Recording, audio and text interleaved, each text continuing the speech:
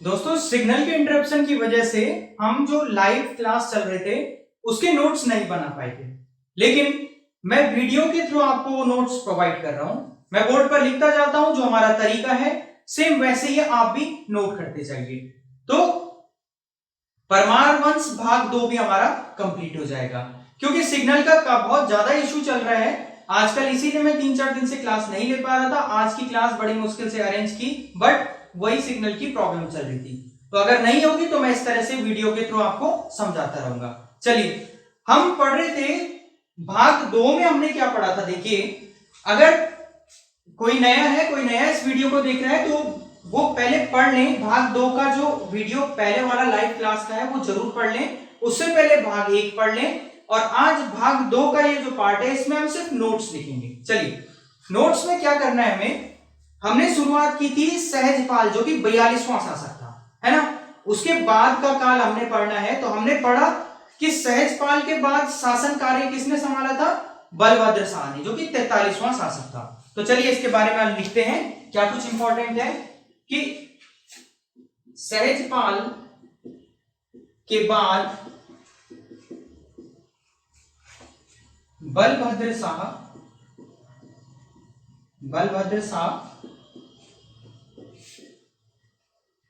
43वां शासक बना, या बने लिख लीजिए, ठीक है। सहजपाल के बाद बलभद्र शाह 43वां शासक बना। क्या खास बात थी बलभद्र शाह की, कि बलभद्र शाह पहला ऐसा शासक था, बलभद्र शाह पहला ऐसा शासक था जिसने अपने नाम के आगे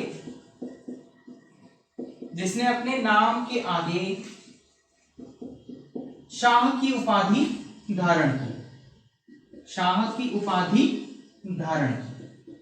है ना। और ये इसके बाद परंपरा बन गई। शाह की उपाधि सबसे पहले किसने धारण की थी, बलभद्र शाह ने, और उसके बाद ये परंपरा बन गई जो कि अभी 2020 तक चलती आ रही है ना। चलिए ठीक है, शासन काल तो 1949 में खत्म हो गया था, लेकिन अभी वहां पे जो है, जो राजा के परिवार वाले हैं वो भी अपने नाम के पीछे शाह की उपाधि लगाते हैं, ठीक।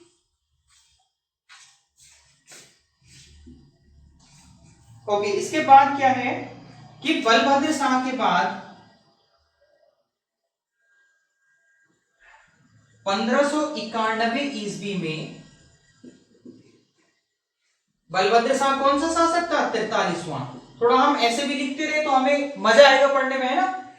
1591 में मानशाह 44वां शासक बना, यानी कि अगला शासन किसने संभाला, मानशाह ने।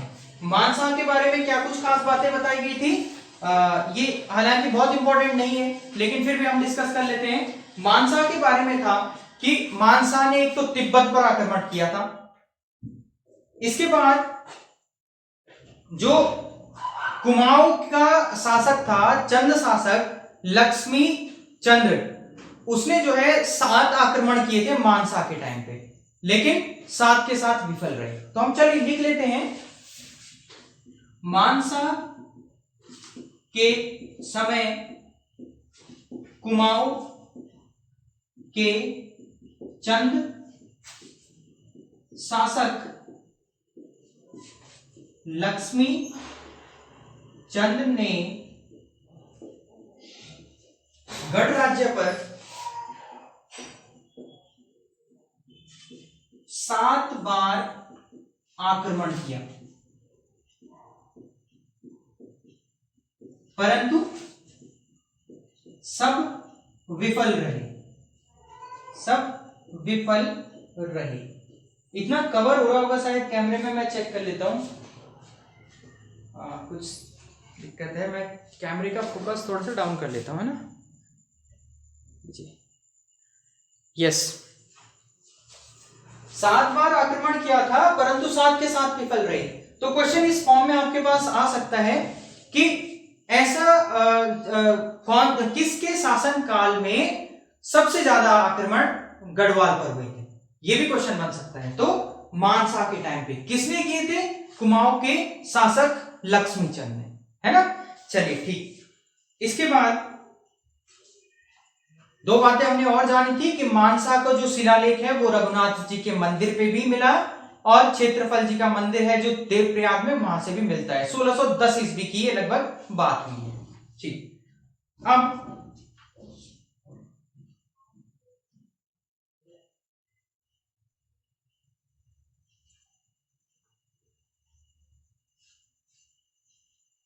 अगला 45वां हमने शासक पढ़ना है। इसको हटा देता हूं मैं बोर्ड से।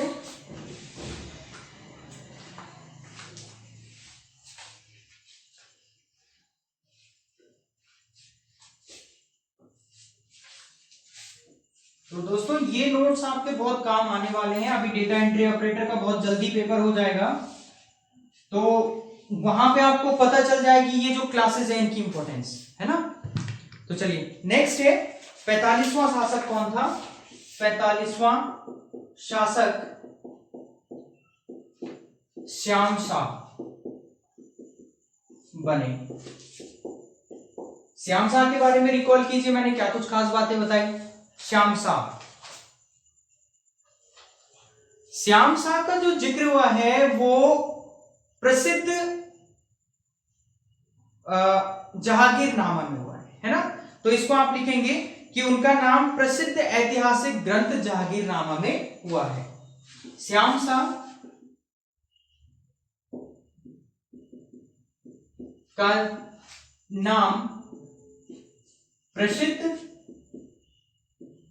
ऐतिहासिक ग्रंथ जहांगीरनामा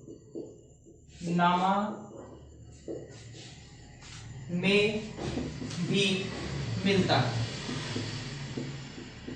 और क्या कहा गया था उसमें? उसमें कहा गया था कि गढ़वाल यानी कि श्रीनगर के शासक, गढ़वाल नहीं श्रीनगर के शासक को घोड़े और हाथी उपहार स्वरूप दिए गए। ठीक है। अब उपहार स्वरूप क्यों दिए गए? क्योंकि अच्छे टर्म्स थे। तो एक क्वेश्चन जो अभी अभी हम पर्सनल असिस्टेंट का देख रहे थे, पेपर में आया था, वो यही था कि कौन सा पहला ऐसा शासक था जो मुगल दरबार में गया था। तो मोस्टली चांस हो सकते हैं मानसा गया होगा, या फिर श्याम शाह तो कंफर्म है क्योंकि श्याम शाह के बारे में जिक्र हुआ है, और ये भी बताया गया है कि श्रीनगर के शासक को उपहार स्वरूप भेंट किया गया था, है ना। चलिए ठीक, आगे है श्याम शाह ने लगभग,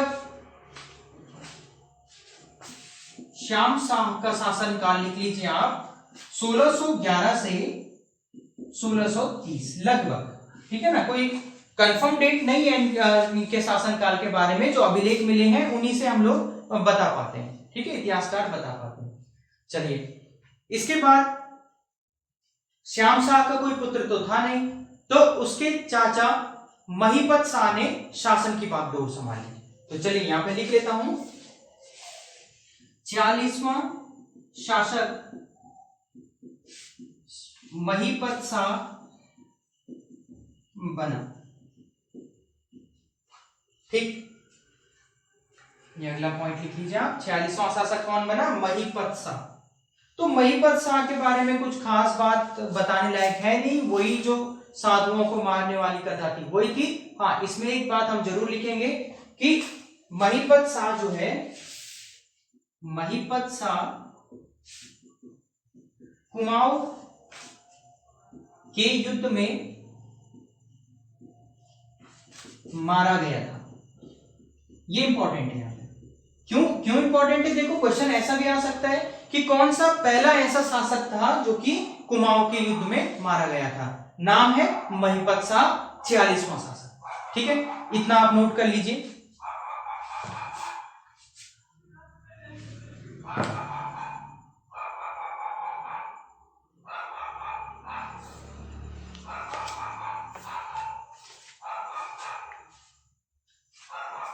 महीपत शाह के शासन काल में एक वीर सैनिक था, एक प्रतापी सैनिक था, माधव सिंह।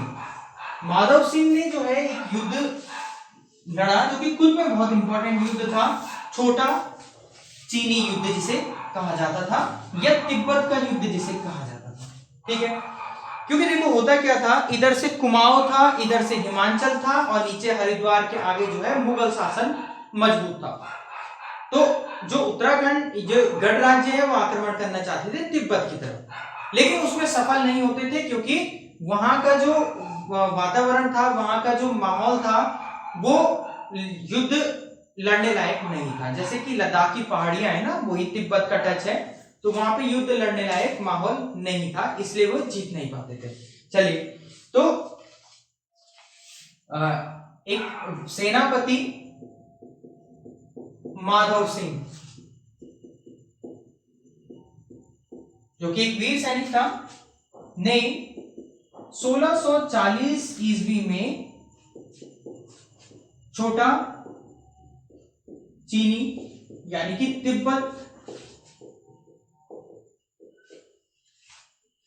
का युद्ध लड़ा।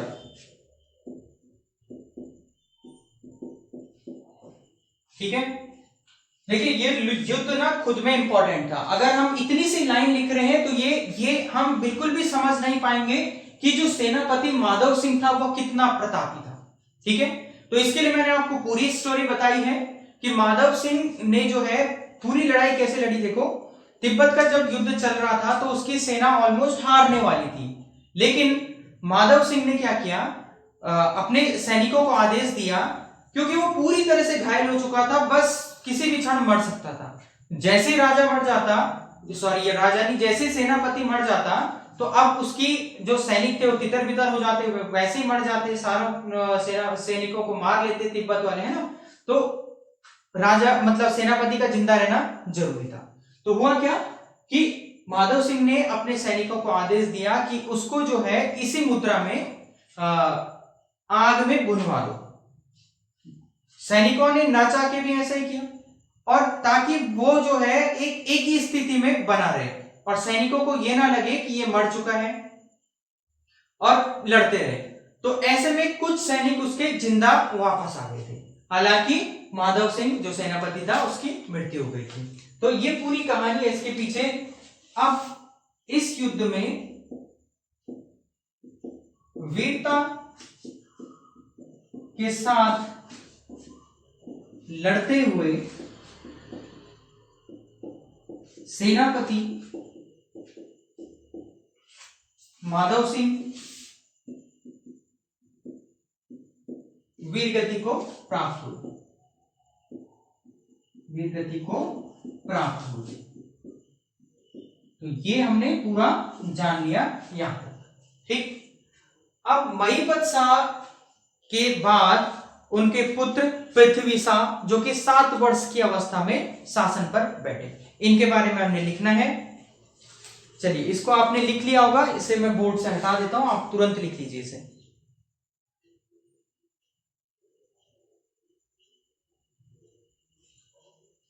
ये नोट्स ही हैं जो हमारे हर एग्जाम में पढ़ने के लिए काम आएंगे। मैं भी ऐसे ही करता हूं, ऐसा नहीं है कि मैंने आपको पढ़ा लिया तो मैं सब कुछ जान गया, नहीं, ऐसा नहीं है, मुझे भी रिकॉल करना पड़ता है, ये सब कुछ पढ़ना पड़ता है एग्जाम से पहले। चलिए, अब बात करेंगे पृथ्वी शाह की। 46वां शासन काल था महिपत शाह का, तो 47वें शासक बना, 47वां शासक बने पृथ्वी शाह, जो कि मात्र 7 वर्ष के थे। तो जब ये 7 वर्ष के थे तो इनकी संरक्षिका बनी इनकी मां, है ना। पृथ्वी शाह की माता मां रानी कर्णावती इनकी संरक्षिका बनी, यानी कि पूरी बागडोर किसके हाथ में थी, रानी कर्णावती के नाम से। रानी कर्णावती को नागकटी रानी के नाम से भी जाना जाता है, रानी के नाम से भी जाना जाता है। अब सवाल उठता है कि क्यों नागकटी रानी के नाम से जाना जाता है, इतना आप लिख लीजिए, क्योंकि उसके पीछे की स्टोरी क्या थी कि शाहजहां के काल में एक सेनापति आया जिसका नाम था नजाबत खां, है ना। तो रानी ने उसको हरा दिया और सैनिकों की नाक कटवा के वापस दिल्ली भिजवा दिया। तो चलिए इसको भी लिख लेते हैं हम लोग।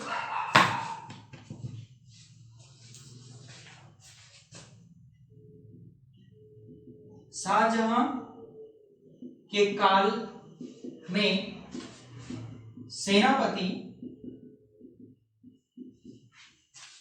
नजाबत खां अपने 1 लाख पैदल सैनिक तथा 30,000 घुड़सवार, 30,000 घुड़सवार की सेना लाकर गढ़वाल गणराज्य पर आक्रमण कर दिया। ठीक है, गणराज्य पर आक्रमण कर दिया। क्या सोच के कि यहां पे तो शासन काल जो है किसी महिला के हाथों में है, लेकिन साक्षात दुर्गा का स्वरूप था रानी कर्णावती। ठीक है, उसने क्या किया, सारे सैनिकों को मतलब हरा दिया, तितर बितर कर दिया, कुछ भाग गए, कुछ मर गए, और जितने कुछ बचे हुए थे उनको पकड़ के उनकी नाक कटवा दी और उन्हें दिल्ली वापस भिजवा दिया। तो चलिए इसको मैं मिटाते जाता हूं साथ में और आप लिखते जाइए, है ना।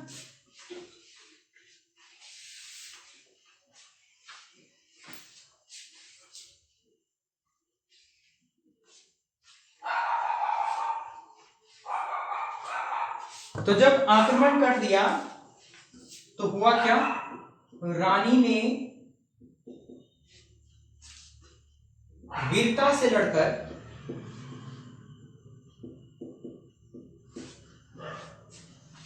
मुगल सेना को तहस नहस कर दिया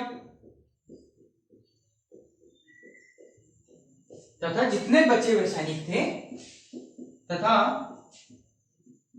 बचे हुए सैनिकों की नाक कटवाकर उन्हें वापस दिल्ली भेज दिया, वापस दिल्ली भेज दिया, यानी कि दिल्ली दरबार में भेज दिया, ताकि दोबारा नाक इसलिए कटवाई ताकि दोबारा इस तरह के आक्रमण की वो सोचे भी ना, और उन्होंने सोचा भी नहीं। ठीक 19 साल बाद उन्होंने आक्रमण किया। अब सेनापति बदल गया, तो इतना लिख लीजिए, फिर हम अगली लाइन पे आते हैं।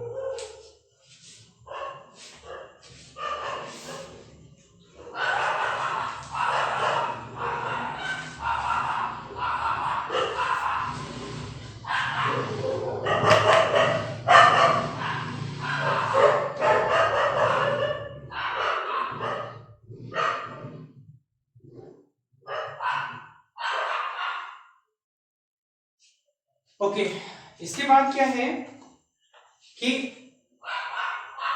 ठीक 19 साल बाद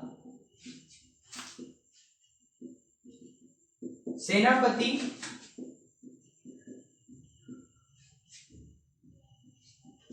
खलीतुल्ला के नेतृत्व में फिर से मुगल आक्रमण हुआ, फिर से मुगल आक्रमण हुआ। इस आक्रमण में, इस युद्ध में कुमाऊं के चंद शासकों तथा सिरमौर, सिरमौर मतलब हिमाचल की बात कर रहा हूं, सिरमौर के शासक ने मुगलों का साथ दिया, मुगलों का साथ दिया। तो अब आप समझ सकते हैं कि गढ़ राज्य कितना स्ट्रांग था उस समय कि तीन तीन शासक लड़ने के लिए एक जगह पे आक्रमण कर रहे हैं, है ना। मुगलों का साथ दिया। इसमें हुआ कि दून घाटी तो विजित हो गई, दून घाटी को तो जीत लिया मुगलों ने, दून घाटी को मुगलों ने जीत लिया, को मुगलों ने जीत लिया, परंतु श्रीनगर अविजित रहा, ठीक है। परंतु राजधानी श्रीनगर अविजित रही, अविजित रही, इसको नहीं जीत पाए मुगल, है ना। इसका मतलब दून घाटी का एरिया जीत लिया, बट राजधानी जो थी श्रीनगर जो थी वो अविजित रही। तो ये पूरे अभी तक के हमारे नोट्स बन गए।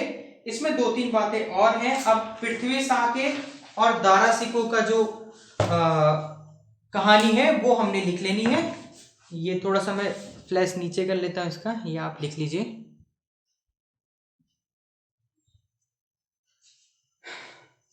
तो ये लिख लीजिए, मैं बोर्ड से हटा देता हूं या पॉज करके आप लिख सकते हैं।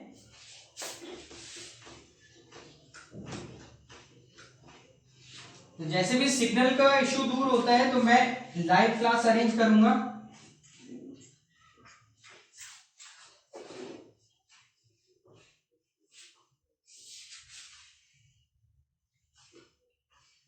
चलिए, इसके बाद हुआ क्या कि पृथ्वी शाह ने दारा सिकोह और उसके पुत्र सुलेमान सिकोह को शरण दी, है ना। तो इसके बारे में लिखना है। औरंगजेब के बड़े भाई दारा सिकोह तथा उसका पुत्र सुलेमान सिकोह, सुलेमान सिकोह को पृथ्वी शाह ने शरण दी, ठीक है। यानी कि देखो, पूरा पूरा भारत, उत्तर क्या पश्चिम क्या दक्षिण क्या, सारा भारत औरंगजेब से डरता था, ठीक है। यानी कि उसके भाई दारा सिकोह को कोई शरण नहीं दी, किसी ने शरण नहीं दी। वो चंद शासकों के पास भी गए थे, लेकिन चंद शासकों ने भी उसे शरण नहीं दी थी। तो अब उसने ये सोचा कि सिर्फ गढ़ राज्य ऐसा है जिससे कि लड़ने की हिम्मत मुगल नहीं कर सकते। तो वो दारा सिकोह जो है जाके पृथ्वी शाह के पास चले गया कि हमें शरण दे दो। उन्होंने शरण भी दी, और इस तरह शरण दी कि वो हर एक खतरे से अब बाहर थे, ठीक है ना। मतलब उस पर कोई हमला नहीं कर सकता था। लेकिन हुआ क्या कि पृथ्वी शाह के पुत्र मेदिनी शाह ने क्या किया, मेदिनी शाह ने कुछ मुगल सेनापतियों के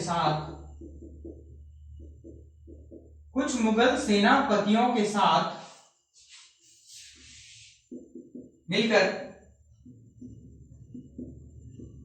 विद्रोह कर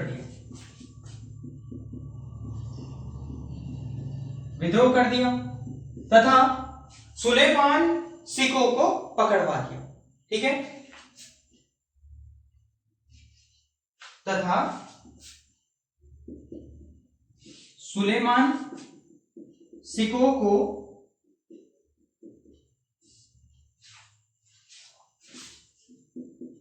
मुगलों के हाथों में सौंप दिया,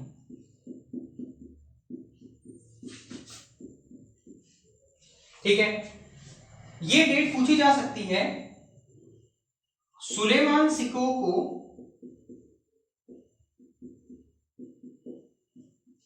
5 जून 1661 ईस्वी को औरंगजेब के दरबार में पेश किया। दरबार में पेश किया, पेश किया, जहां पे कुछ समय बाद उसकी हत्या करवा दी। ठीक है, अब हुआ क्या कि जैसे ही पृथ्वी शाह को पता चला कि मेदिनी शाह ने इतना बड़ा धोखा किया है, क्योंकि भाई कोई उनकी शरण में आया है, दारा सिको सुलेमान सिको उनकी शरण में आया और उन्हीं को पकड़वा के जो है औरंगजेब जो कि उनका शत्रु था उसको दे दिया, तो इससे बड़ा धोखा और क्या हो सकता है। तो मेदिनी शाह, उसके पिता ने मेदिनी शाह को राज्य से निकलवा दिया, मतलब देश निकाला कर दिया कि आप अब राज्य में आ ही नहीं सकते, है ना, अपने पुत्र को। जहां पे कुछ समय बाद अब मेदिनी शाह दिल्ली औरंगजेब की ही शरण में चले गए, जहां पे उसकी हत्या हो गई या मृत्यु हो गई या उसे मरवा दिया गया, इसके बारे में स्पष्ट बात कहीं नहीं लिखी गई है। तो 1662 ईस्वी में मेदिनी शाह की मृत्यु हो गई, परंतु यहाँ पे भी कॉन्ट्रडिक्शन है। कुछ इतिहासकारों का कहना है कि मेदिनी शाह ने भी गढ़वाल राज्य में शासन किया था, हालांकि ऐसे कहीं कोई अभिलेख, कोई शिलालेख नहीं मिले। ठीक है, तो एक लाइन हमें और लिखनी है, उसके बाद हमारे आज के नोट्स कंप्लीट हो गए। ये आप लिख लीजिए।